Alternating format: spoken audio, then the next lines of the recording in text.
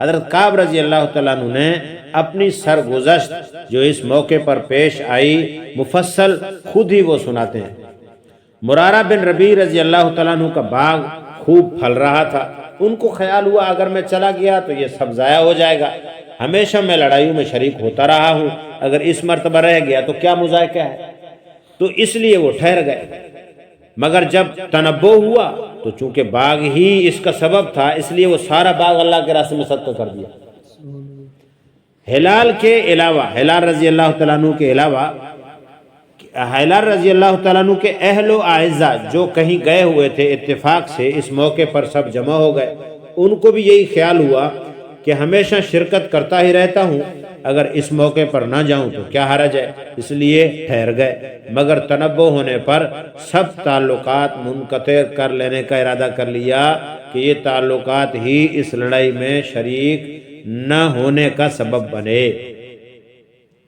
حضرت کعب رضی اللہ تعالیٰ عنہ کا قصہ احادیث میں کثرت سے آتا ہے، وہ سرگزشت اپنی بڑی تفصیل سے سنایا کرتے تھے۔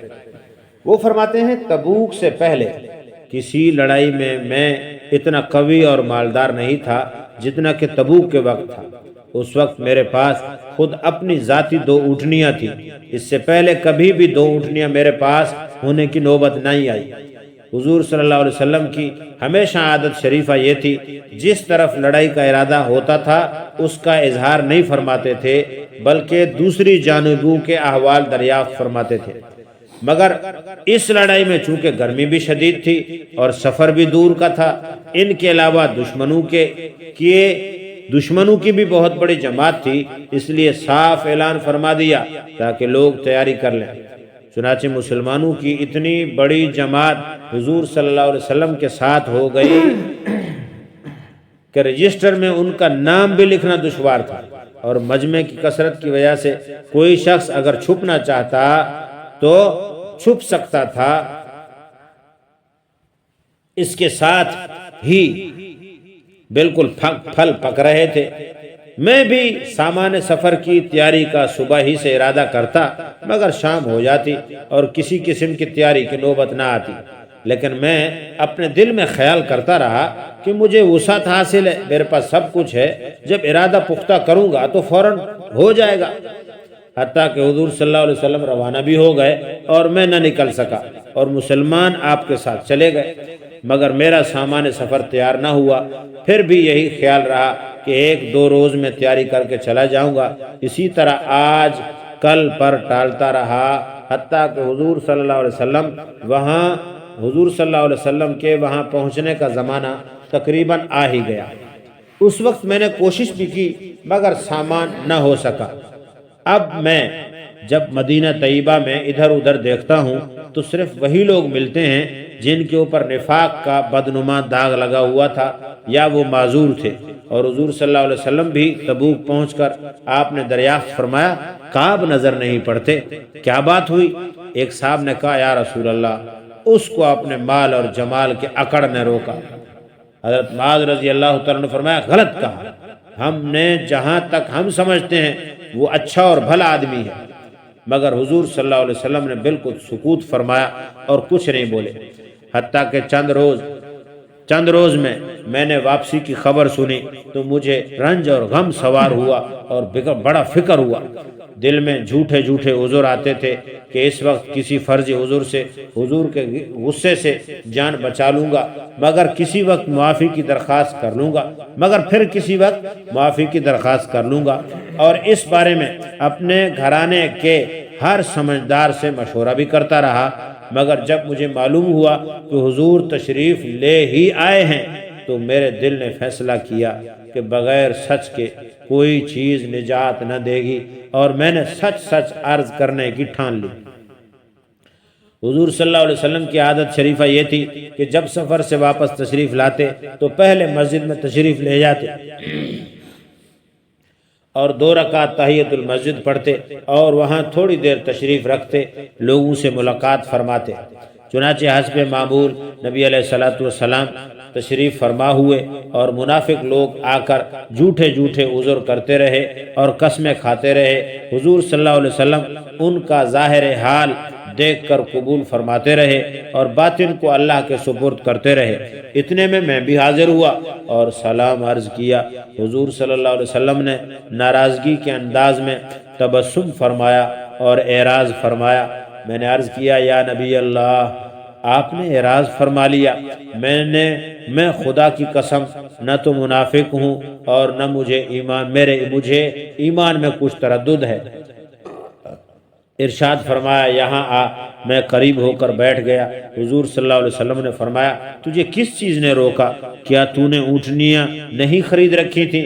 میں نے عرض کیا یا رسول اللہ، اگر میں کسی دنیا دار کے پاس اس وقت ہوتا تو مجھے یقین ہے میں اس کے غصے سے معقول عذر کے ساتھ خلاصی پا لیتا کہ مجھے بات کرنے کا سلیقہ اللہ تعالیٰ نے عطا فرمایا ہے، لیکن آپ کے متعلق مجھے معلوم ہے اگر میں جھوٹ سے آپ کو راضی بھی کر لوں تو قریب ہے اللہ جل شانہ مجھ سے ناراض ہوں گے، اور اگر آپ سے صاف صاف عرض کر دوں تو آپ کو غصہ آئے گا، لیکن قریب ہے اللہ کی پاک ذات آپ کے عتاب کو زائل فرما دے گا۔ اس لیے سچ ہی میں عرض کرتا ہوں کہ واللہ مجھے کوئی عذر نہیں تھا، اور جیسا فارغ اور وسعت والا میں اس زمانے میں تھا کسی زمانے میں اس سے پہلے نہیں ہوا۔ حضور صلی اللہ علیہ وسلم نے ارشاد فرمایا کہ اس نے سچ کہا۔ پھر فرمایا اچھا اٹھ جاؤ، تمہارا فیصلہ اللہ سبحانہ و تعالیٰ فرمائیں گے۔ میں وہاں سے اٹھا تو میری قوم کے بہت سارے لوگوں نے مجھے ملامت کی کہ تو نے اس سے پہلے کوئی گناہ کیا ہی نہیں تھا، اگر تو کوئی عذر کر کے حضور سے استغفار کی درخواست کرتا تو حضور صلی اللہ علیہ وسلم کا استغفار تیرے لیے کافی تھا۔ میں نے ان سے پوچھا کوئی اور ساتھی بھی ایسا ہے جس کے ساتھ یہ معاملہ ہوا ہو؟ لوگوں نے بتایا 2 شخص اور بھی ہیں اور ان کے ساتھ بھی یہی معاملہ ہوا ہے، یہی گفتگو جو تو نے کی، یہی جواب ان کو بھی ملا جو تجھ کو ملا۔ ایک ہلال بن امیہ، دوسرے مرارہ بن ربیع۔ میں نے دیکھا 2 صالح شخص جو دونوں بدری ہیں، وہ بھی میرے ساتھ شریک حال ہے۔ حضور صلی اللہ علیہ وسلم نے ہم تینوں سے بولنے کی ممانعت فرما دی، کوئی شخص ہم سے کلام نہ کرے۔ یہ قاعدے کی بات ہے، غصہ اسی پر آتا ہے جس سے تعلق ہوتا ہے اور محبت ہوتی ہے، اور تنبیہ بھی اسی کو کی جاتی ہے جس میں اس کی اہلیت ہوتی ہے۔ جس میں اصلاح و صلاح کی قابلیت ہی نہ ہو اس کو تنبیہ کون کرتا ہے؟ حضرت کعب رضی اللہ تعالیٰ عنہ کہتے ہیں حضور صلی اللہ علیہ وسلم کی ممانعت پر لوگوں نے ہم سے بولنا چھوڑ دیا اور ہم سے اجتناب کرنے لگے، اور گویا دنیا ہی بدل گئی، حتیٰ کہ زمین باوجود اپنی وسعت کے مجھے تنگ معلوم ہونے لگی، سارے لوگ اجنبی معلوم ہونے لگے، در و دیوار اوپر اوپرے بن گئے۔ مجھے سب سے زیادہ اس کا فکر تھا کہ اگر میں اس حال میں مر گیا تو حضور صلی اللہ علیہ وسلم جنازے کی نماز بھی نہ پڑھائیں گے، اور خدا نخواستہ اگر حضور صلی اللہ علیہ وسلم دنیا سے چلے گئے تو میں ہمیشہ کے لیے ایسا رہوں گا، نہ مجھ سے کوئی کلام کرے گا اور نہ میری نماز کوئی پڑھے گا۔ ظاہری بات ہے ڈر تو دل میں تھا کہ اگر حضور صلی اللہ علیہ وسلم دنیا سے چلے جائیں تو میرے سے کون بات کرے گا، جبکہ آپ نے تو بات کرنا بند کر دیا، نہ کوئی میری نماز پڑھے گا۔ حضور صلی اللہ علیہ وسلم کے ارشاد کے خلاف کون کر سکتا ہے؟ غرض ہم لوگوں نے 50 دن اسی حال میں گزارے۔ میرے دونوں ساتھی تو شروع ہی سے گھروں میں چھپ کر بیٹھ گئے تھے، میں سب میں قوی تھا، چلتا پھرتا، بازار میں جاتا، نماز میں شریک ہوتا، مگر مجھ سے بات کوئی نہیں کرتا تھا۔ حضور صلی اللہ علیہ وسلم کی مجلس میں حاضر ہو کر میں سلام کرتا اور بہت غور سے خیال کرتا کہ حضور کے لب جواب میں میرے لیے ہلتے بھی ہیں یا نہیں۔ نماز کے بعد حضور صلی اللہ علیہ وسلم کے قریب ہی کھڑا ہو کر نماز پوری کرتا تھا اور آنکھ چرا کر دیکھتا تھا کہ حضور مجھے دیکھتے بھی ہیں یا نہیں۔ جب میں نماز میں مشغول ہوتا تو حضور مجھے دیکھتے تھے، اور جب میں ادھر متوجہ ہوتا تو حضور صلی اللہ علیہ وسلم منہ پھیر لیتے تھے، سب میری جانب سے اعراض فرما لیتے۔ غرض یہی حالات گزرتے رہے اور مسلمانوں کا بات چیت بند کرنا مجھ پر بہت بھاری ہو گیا، تو میں ابو قتادہ کی دیوار پر چڑھا۔ وہ میرے رشتے کے ساتھ رشتے کے اعتبار سے چچا زاد بھائی بھی تھے اور مجھ سے تعلقات بھی اس کے بہت زیادہ تھے۔ میں نے اوپر چڑھ کر سلام کیا، انہوں نے میرے سلام کا جواب بھی نہیں دیا۔ دیکھو حضور صلی اللہ علیہ وسلم نے جب کہا نا کہ بات نہیں کرنی، یہ ان کے دوست بھی ہیں، چچا زاد بھائی بھی ہیں اور ان کے ساتھ تعلقات بھی زیادہ ہیں، لیکن نبی کی بات پر عمل کا اندازہ لگاؤ، انہوں نے میرے سلام کا جواب بھی نہ دیا۔ میں نے ان کو قسم دے کر پوچھا، کیا تمہیں معلوم نہیں مجھے اللہ اور اس کے رسول سے محبت ہے؟ انہوں نے اس کا بھی جواب نہیں دیا۔ میں نے دوبارہ قسم دے کر دریافت کیا، پھر بھی وہ چپ ہی رہے۔ میں نے تیسری مرتبہ قسم دے کر کہا تو انہوں نے کہا اللہ جانے اور اس کا رسول جانے۔ یہ کلمہ سن کر میری آنکھوں سے آنسو نکل پڑے اور میں وہاں سے نیچے لوٹ آیا۔ اسی دوران ایک مرتبہ مدینے کے بازار میں جا رہا تھا، ایک قبطی کو جو نصرانی تھا اور شام سے مدینہ منورہ اپنا غلہ بیچنے کے لیے آیا کرتا تھا، اس کو یہ کہتے ہوئے سنا، کوئی کعب بن مالک کا پتہ بتا دو۔ لوگوں نے اس کو میری طرف اشارہ کر کے بتایا کہ وہ میرے پاس آیا اور غسان کے کافر بادشاہ کا خط مجھے لا کر دیا۔ اس میں خط میں لکھا ہوا تھا کہ ہمیں معلوم ہوا ہے تمہارے آقا نے تم پر ظلم کر رکھا ہے، تمہیں اللہ ذلت کی جگہ نہ رکھے نہ ضائع کرے، تم میرے پاس آ جاؤ اور ہم تمہاری مدد کریں گے۔ دنیا کا قاعدہ ہوتا ہے کہ کسی بڑے کی طرف سے اگر چھوٹوں کو تنبیہ ہوتی ہے تو ان کو بہکانے والے اور زیادہ کھونے کی کوشش کیا کرتے ہیں اور خیر خواہ بن کر اس قسم کے الفاظ سے اشتعال دلایا ہی کرتے ہیں۔ حضرت کعب رضی اللہ تعالیٰ عنہ کہتے ہیں، میں نے یہ خط پڑھ کر انا للہ و انا الیہ راجعون پڑھی کہ میری حالت یہاں تک پہنچ گئی ہے کہ کافر بھی مجھ سے طمع کرنے لگے ہیں اور مجھے اسلام سے ہٹانے کی تدبیر ہونے لگی۔ یہ ایک اور مصیبت آئی اور اس خط کو لے جا کر میں نے ایک تنور میں پھینک دیا اور حضور صلی اللہ علیہ وسلم سے جا کر عرض کیا، یا رسول اللہ، آپ کے اعراض کی وجہ سے میری یہ حالت ہو گئی ہے کہ کافر مجھ سے طمع کرنے لگے ہیں۔ اسی حالت میں 40 روز ہم پر گزرے۔ حضور صلی اللہ علیہ وسلم کا قاصد ایک دن میرے پاس آیا اور وہ ارشاد حضور کا یہ لے آیا کہ اپنی بیوی کو بھی چھوڑ دو۔ میں نے دریافت کیا کہ کیا منشا ہے، اس کو طلاق دے دوں؟ کہا نہیں، بلکہ علیحدگی اختیار کر لو۔ اور میرے دونوں ساتھیوں کے پاس بھی انہی قاصد کی معرفت یہی حکم پہنچا۔ میں نے اپنی بیوی سے کہہ دیا تو اپنے میکے چلی جا، جب تک اللہ کا امر فیصلہ نہیں آتا وہیں رہنا۔ حلال بن امیہ کی بیوی حضور صلی اللہ علیہ وسلم کی خدمت میں حاضر ہوئی اور عرض کیا، ہلال بالکل بوڑھے شخص ہیں، کوئی خیر خبر گیری کرنے والا ان کا نہ ہوگا تو وہ ہلاک ہو جائیں گے۔ اگر آپ اجازت دیں اور آپ کو گرانی نہ ہو تو میں اس کے کچھ کام کاج کر دیا کروں گی۔ حضور صلی اللہ علیہ وسلم نے فرمایا، کوئی مذاکرہ نہیں، لیکن صحبت نہ کرنا۔ انہوں نے عرض کیا، یا رسول اللہ، اس چیز کی طرف تو ان کا میلان بھی نہیں۔ جس روز سے یہ واقعہ پیش آیا ہے آج تک ان کا وقت روتے ہی گزر رہا ہے۔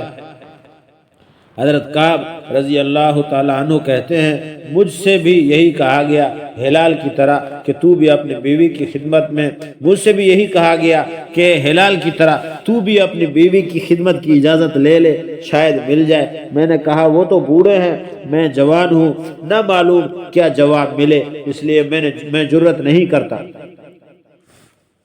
غرض اس حال میں 10 روز اور گزرے، ہم سے بات چیت میل جول چھوٹے ہوئے پورے 50 دن ہو گئے۔ 50ویں دن کی صبح کی نماز اپنے گھر کی چھت پر پڑھ کر میں نہایت غمگین بیٹھا ہوا تھا۔ زمین مجھ پر بالکل تنگ تھی اور زندگی دو بھر ہو رہی تھی۔ سلا پہاڑ کی چوٹی پر ایک زور سے چلانے والے نے آواز دی، کعب کو خوشخبری ہو، کعب خوشخبری ہو تم کو۔ میں اتنا ہی سن کر سجدے میں گر گیا اور خوشی کے مارے رونے لگا اور سمجھا کہ تنگی دور ہو گئی۔ حضور صلی اللہ علیہ وسلم نے صبح کی نماز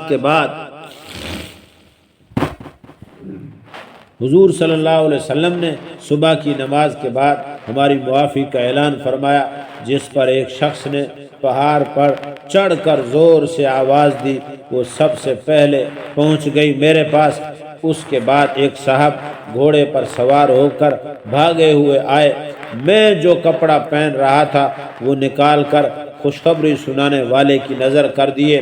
خدا کی قسم ان 2 کپڑوں کے سوا اور کوئی کپڑا اس وقت میرے ملکیت میں نہیں تھا۔ اس کے بعد میں نے 2 کپڑے مانگے ہوئے پہنے اور حضور صلی اللہ علیہ وسلم کی خدمت میں گیا، اور اس طرح میرے دونوں ساتھی بھی، اور اس طرح حاضر ہوا۔ فرماتے ہیں کہ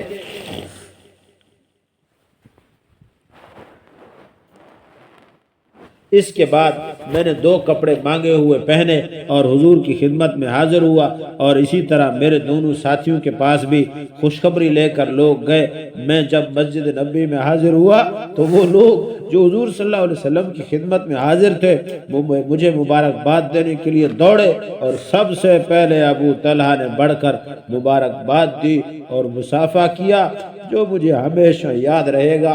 میں نے حضور صلی اللہ علیہ وسلم کی بارگاہ میں جا کر سلام کیا، میں نے حضور صلی اللہ علیہ وسلم کی بارگاہ میں جا کر سلام عرض کیا تو آپ کا چہرہ انور کھل رہا تھا اور انوار خوشی کے چہرے سے ظاہر ہو رہے تھے۔ حضور صلی اللہ علیہ وسلم کا چہرہ مبارک خوشی کے وقت چاند کی طرح چمکنے لگتا تھا۔ میں نے عرض کیا یا رسول اللہ، میری توبہ کی تکمیل یہ ہے کہ میری جو بھی جتنی بھی جائیداد ہے میں اس توبہ کی خوشی میں وہ سب اللہ کے راستے میں صدقہ کرتا ہوں۔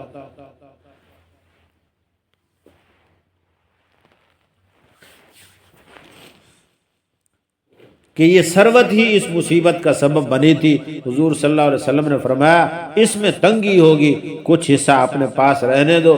میں نے عرض کیا بہتر ہے خیبر کا حصہ رہنے دیا جائے، مجھے سچ ہی نے نجات دی، اس لیے میں نے عہد کر لیا ہمیشہ سچ ہی بولوں گا۔ یہ ہے صحابہ کرام کی اطاعت اور دینداری کا اور اللہ کے خوف کا نمونہ کہ ہمیشہ جنگ میں یہ حضرات شریک رہے۔ ایک مرتبہ کی غیر حاضری پر کیا کیا عتاب ہوا اور اس کو کس فرم برداری سے برداشت کیا۔